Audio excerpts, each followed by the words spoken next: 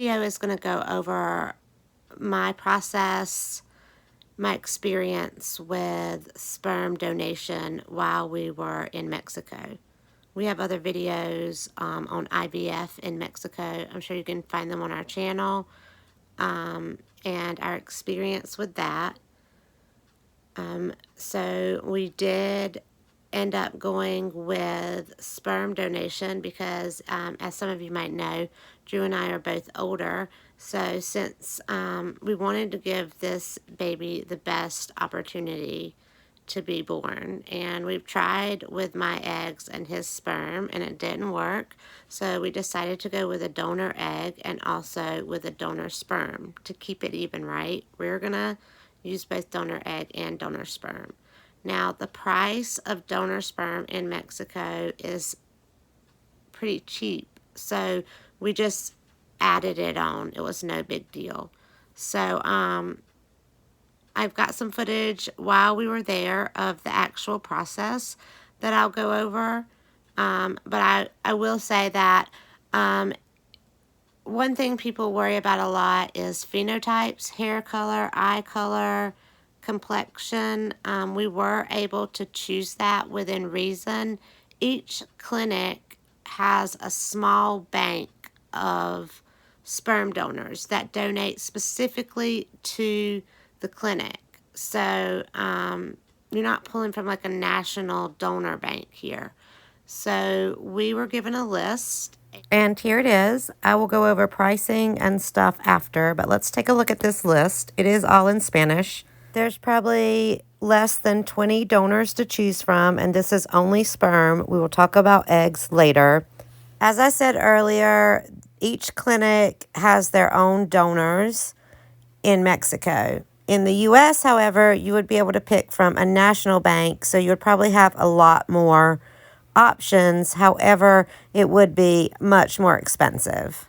So this is the first page. There were 2 pages of donors, and it tells you all the things about the donor up here at the top. So I've translated them so you can see everything you get to learn about the particular donor. Of course, you don't get to know their name or get a picture, but you do get their nationality, blood type, height, weight. These didn't translate very good, but they are complexion and body type. Like, are you chunky, thin, stout, or are you light colored, dark colored, etc. There was also hair color, hair type, like is it curly or straight, eye color, and occupation, which was really cool to see. Like, was it a lawyer? Was it a student? Was it a musician, etc.? And these are, of course, self-reported, so they could be lying, but you would hope that they're not. As you can see, one works in economics, one was a student, here we have a musician, here we have a lawyer, we have this one says veterinarian medicine. So there's all kinds of reasons people would donate sperm. In Mexico, you know, it's just a side hustle, people trying to make just a little bit of extra money. And in the second from the last column, which is pink, it tells you the eye color. As you can see, there's lots of browns. That's cafe. There is one verde, which is green. And here on the next page, you can see that, well, you might can see that these people down here, the last 3, are not Mexican. They are, one's Cuban and 2 Argentinian, and they cost extra. You see, they have light skin and blue eyes and green eyes, and that is where the cost for extra comes in. And we'll talk about the cost later. But if you want to pay extra, you could use these 3 people at the bottom. We chose to go with someone that was Mexican, and we actually chose the person with green eyes So, and they had a light complexion. I believe they were a student and a musician, and they are here on the first page. As you can see, Verde, student in biology at the university, and works in a musical group. And that is who we ended up ultimately choosing. And it tells you their height and weight and all that stuff. We were mostly concerned with eye color and occupation. I mean, it's kind of a daunting choice. You know, they give you this list and they tell you to pick something from here, and you just do the best you can. Oh, they also told blood type. That was cool. At the time, I didn't realize how important blood type was. I did realize that later.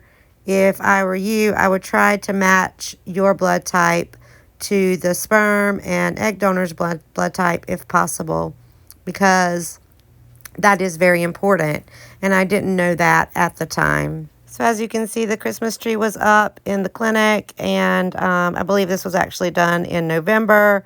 We created the embryos, and we tried to do a fresh transfer, and it didn't work out. My progesterone was too high, but we did get the embryos, and then we left and came home, and those embryos got frozen, and then we came back later on. And you can see here that most everybody on this first page is an O positive blood type. There is a B positive, but pretty much everybody is a positive, and that would cause a little bit of a problem later because I am an AB negative. Of course, we wouldn't find that out until the embryo was implanted. And here I am just showing which one we ultimately chose. You can see there's about 3 or 4 that have green eyes. The rest have brown eyes. We were trying to get someone with a lighter complexion and lighter eye color to match our phenotypes. He was a musician, so ultimately that was very important to him. Musicianship is very important to the Mexican people. Also, a student. We chose a student because we figured that someone is interested in learning. That's also important to us. And that would mean that they were likely young. And that's what we were most important to us, was that the sperm and the egg donor were young, unlike us, who are old. So let's talk about pricing. First, you can see here, this is an email from my doctor.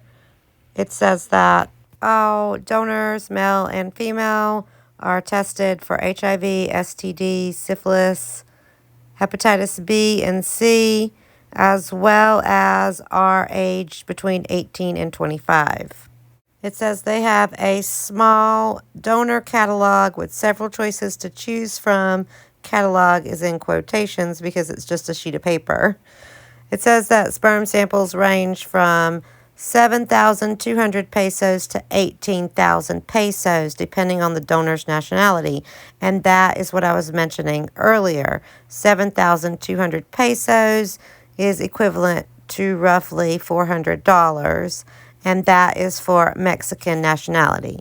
The 18,000 pesos is what it would cost, which is almost double for the Argentinian or the Cuban. It was only 3 people to choose from. So ultimately, we decided to go with a Mexican with green eyes as opposed to an Argentinian with blue eyes. Because truthfully, at the end of the day, I don't care what color the baby is, what color eyes it has. All I care is that it's healthy and that it's mine. So here's Drew helping me make the decision. He's got his Mexican shirt on. Before I end this video, I do want to talk a little bit about the clinic that we used. There's many videos on my channel about IVF and the process of creating a baby in another country, medical tourism, specifically in Mexico. Just a few points to note. We chose this clinic in Guadalajara because the doctor here, Dr. Perez Luna, speaks English, and that was very important to us. Also, it is in a hospital, so it is state-of-the-art, very technologically advanced, and maybe possibly even more so than some of the clinics I've been to in the U.S. The price costed about $7,000 by the time we were all done. And in the U.S., I had been quoted up to about $21,000. This clinic is called Instituto de Vida in Guadalajara, and they have a Facebook page that gives a lot of information about them. And I don't have anything bad to say at all.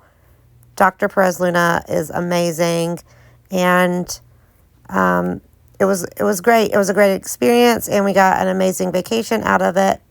And now for what you've all been waiting for, did it work? So as I noted earlier, I did have to come back to transfer because my progesterone did not match up timing-wise with a fresh cycle. That had to do with eggs. But concerning my embryos, here is my consent to transfer form. It says that we were going to transfer one 5BB grade embryo, and then they froze one more 5BB grade embryo and 5 3BB grade embryos, and those are currently being frozen. And another thing that was very cool is that they didn't charge me extra to freeze my embryos. And in the US, over here, you have to pay a fee, a monthly fee, just like holding your money in a bank. You have to pay to have your embryos held in a bank. And that's another fee that we just didn't have to pay because we went to Mexico. And so, yes, we got the embryos, and we have several of them, and they're being housed or frozen currently right now. And if you want to know how this worked out and if we got pregnant, you have to watch another one of my videos. But if you're watching this for sperm donation, then at least you know that everything worked, and we were very happy with our results.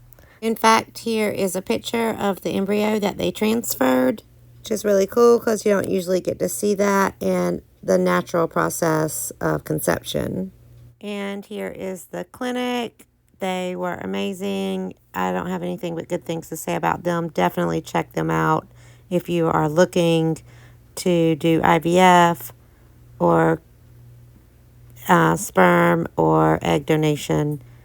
Thanks for watching, and don't forget to like and subscribe if you learned something. And even if you didn't learn something, please hit the like button because it really helps us out. You can see our entire playlist by searching for IVF in Mexico on our channel, or we'll link it around here somewhere, probably down in the comments or down in the description. And if you have any questions about medical tourism, IVF, or this process, feel free to reach out down in the comments. Just leave me a comment. Thanks, and good luck to you.